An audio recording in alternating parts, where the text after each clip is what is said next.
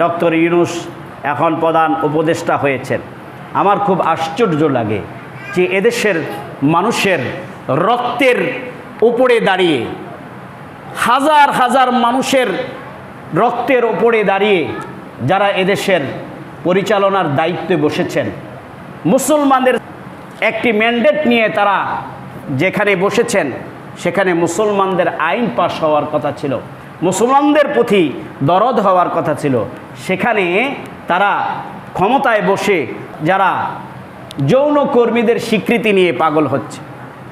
এবারও হিন্দুদের পূজার মধ্যে 5 কোটি টাকা তাদের জন্য বরাদ্দ করা হয়েছে। নির্বিঘ্নে তারা এই 5 কোটি দিয়ে আলোকসজ্জা করেছে। বিগত সমস্ত সময়ের থেকে এবার তারা সবচাইতে বেশি জাঁকজমকপূর্ণ তারা পূজা পালন করেছে। 5 কোটি টাকা তাদের জন্য বরাদ্দ করা হয়েছে। অথচ মুসলমানের এদেশে মুসলমানদের জন্য, কোরআন রক্ষার জন্য, ইমান রক্ষার জন্য, মাদ্রাসা মসজিদ রক্ষার জন্য কোনো বরাদ্দ দেখতেছি, কোনো বরাদ্দ নাই। এটা আশ্চর্যের বিষয়। এ থেকে আমরা কি ধরে নেব? আপনি বাংলাদেশের মানুষের রক্তের উপরে দাঁড়িয়ে ক্ষমতার চেয়ারে বসে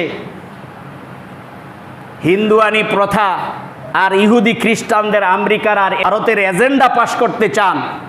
মুসলমানের এদেশে সেই স্বপ্ন কখনো পূরণ হবে না।